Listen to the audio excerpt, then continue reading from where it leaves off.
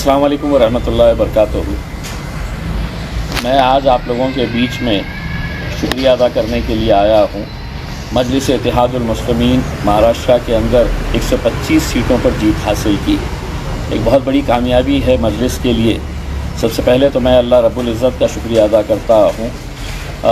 इसके बाद मेरे पार्टी के सदर जनाब बैरिस्टर असदुद्दीन अवैसी साहब, अकबरुद्दीन अवैसी साहब और हिंदुस्तान के अलग अलग इलाक़ों से आए वो तमाम ज़िम्मेदारान मजलिस के, जिन्होंने यहाँ पर आकर मेहनत की, कैंपेनिंग किया और हमारी जीत यकीनी बनाई।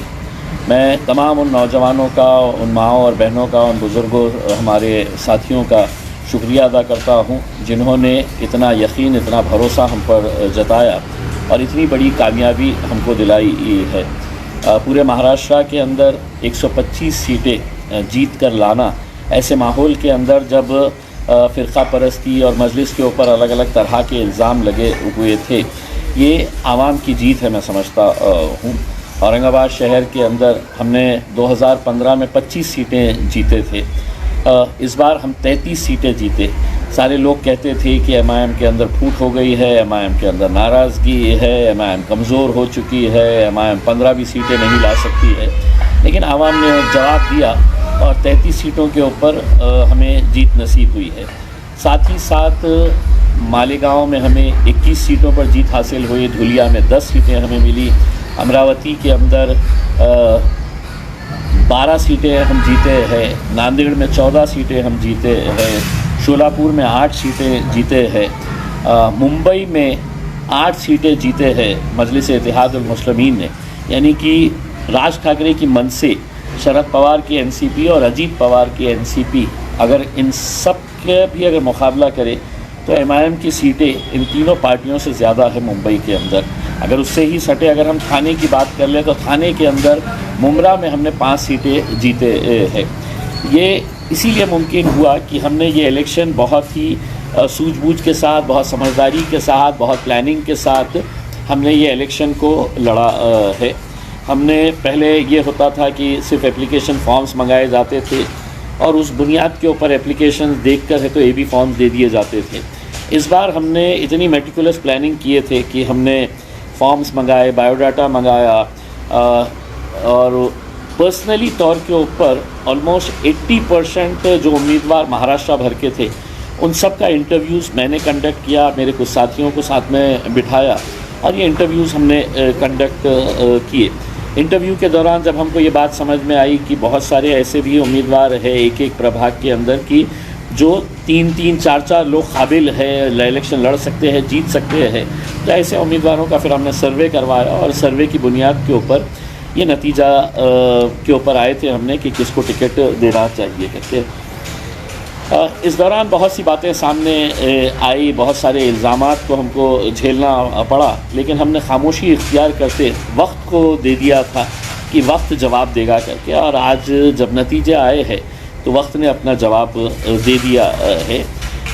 एक पैगाम पहुंचा है कि पार्टी के अंदर शख्सियतें मायने नहीं रखती है। आज मैं महाराष्ट्र के सदर की हैसियत से इस कुर्सी के ऊपर बैठा हूँ, कल मेरी जगह के ऊपर कोई और बैठ सकता है, तो ये शख्सियतें मायने नहीं रखती है। टिकट जिसको दिए है, कौन है उम्मीदवार, उससे ज़्यादा लोग उन चेहरों के अंदर असदुद्दीन अवैसी साहब को, अकबरुद्दीन अवैसी साहब को देखकर वोट देते हैं, मजलिस के साथ जुड़े हैं। इसलिए मुझे पूरा यकीन था कि हम पिछले बार 25 सीटें जीते थे, उससे कम से कम 1 सीट तो भी हम ज़्यादा जीतेंगे करके। मेरा ख़ुद का जो लक्ष्य था कि हम 28 सीटों तक पहुँच सकते हैं करके। सारे लोग कहते थे कि नहीं 20 सीटें भी मिलना बड़ा मुश्किल है करके, लेकिन मैं आवाम की नब्ज़ को अच्छी तरीके से समझ सकता हूँ और सही मानों में जो इंसान 28 सीटों की उम्मीद कर रहा था और उसको 33 सीटें मिल जाती है तो मेरे लिए भी एक खूबसूरत सा एक धक्का कह लीजिएगा कि औरंगाबाद की आवाम ने किस जोश के साथ, किस मोहब्बत के साथ मजलिस इत्तेहादुल मुस्लिमीन को कामयाब बनाया। वरना सारी ताकतें लगी हुई थी कि हम ये इलेक्शन कैसे जीत सकें है करके। बहुत सारी रुकावटें डाली गई थी, बहुत सारे इल्ज़ामात लगाए गए थे और मैं उस वक्त भी यही कहता था कि जब तक पार्टी के सदर बैरिस्टर असदुद्दीन अवैसी साहब का भरोसा मुझ पर है तो उस भरोसे की बुनियाद के ऊपर उन्होंने ये ज़िम्मेदारी दिए थे और मुझे खुशी है कि उस भरोसे के ऊपर मैं उम्मीद करता हूँ कि खरा उतरा हूँ करके उसमें। ये मामूली बात नहीं है कि मुंबई जैसी जगह के ऊपर 8 सीटें जीत कर आना। यकीनन हमने मजलिस की ताकत मुंबई के अंदर बढ़ाई है और मजबूती हम मुंबई के अंदर देंगे। बहुत अच्छा ऑर्गेनाइजेशन सेटअप हम वहाँ पर तैयार करेंगे और कोशिश करेंगे ये 8 के 16 कैसे होते हैं और 16 के 32 कैसे किए जा सकते हैं करके।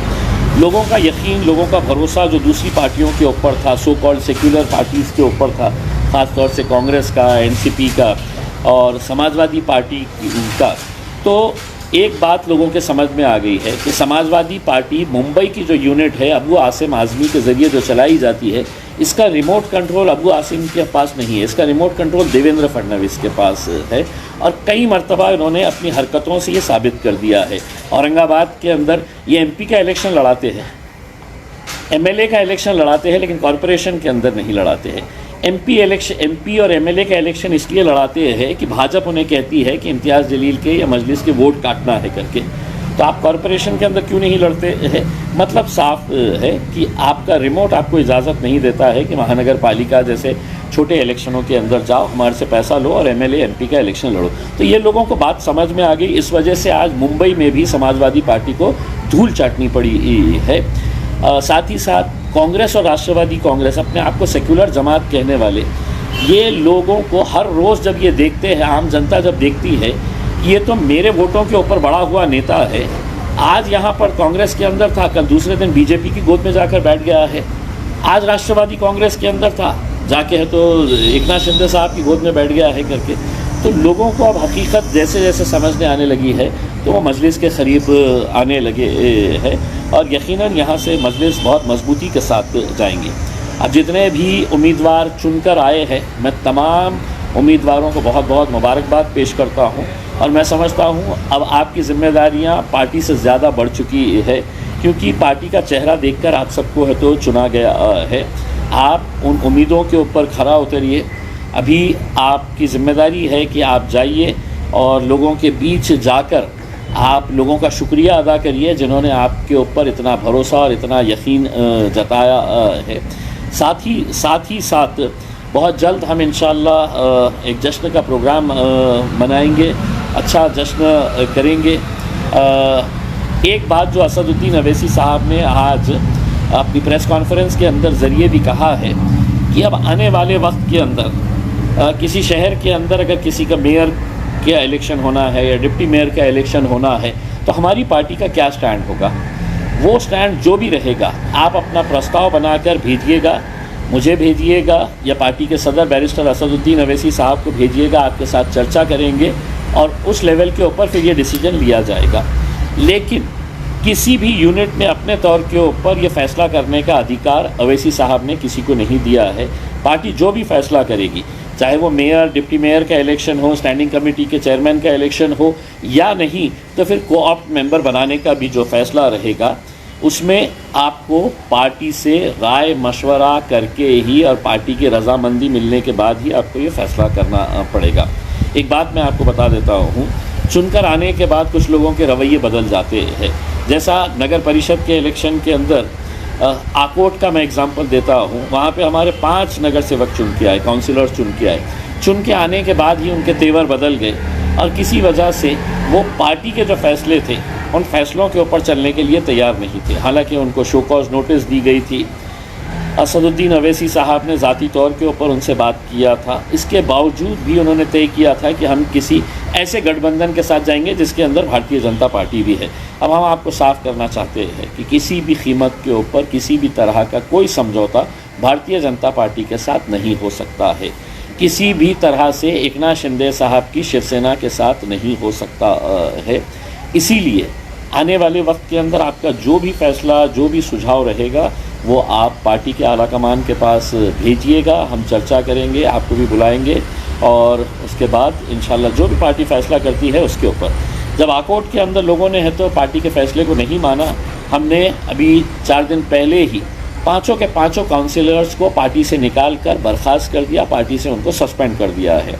ठीक है, एक 5 साल के लिए तो वो वहाँ पे रहेंगे, वहाँ पर खुश रहेंगे, लेकिन उनको एक बात समझना चाहिए कि बिहार के अंदर भी जब हमारे इलेक्टेड एमएलएस मजलिस की निशानी के ऊपर, पतंग की निशानी के ऊपर चुनकर आए, चुनकर आने के बाद जब वो आरजेडी चले गए तो वो 5 साल तो उनके साथ मस्त रहे, लेकिन 5 साल के बाद जब इलेक्शन आया तो हर एक को वहाँ की जनता ने धूल चटा दी।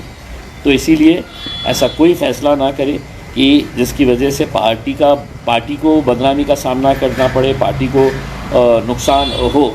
और यकीनन एक बात मैं ये कहना चाहूँगा कि हमारे जितने भी म्युनिसिपल कॉरपोरेशन के कॉरपोरेटर्स चुनकर आए हैं, म्युनिसिपल काउंसिलर्स चुनकर आए हैं, हम बहुत जल्द एक डेट का ऐलान करेंगे और उस डेट में हम पूरे के पूरे अपनी अपनी गाड़ियों के अंदर अपने गाड़ी के ऊपर झंडा लगाकर एक काफ़िला हम हैदराबाद दारुसलाम जाएंगे बैरिस्टर असदुद्दीन अवैसी साहब का शुक्रिया अदा करने के लिए।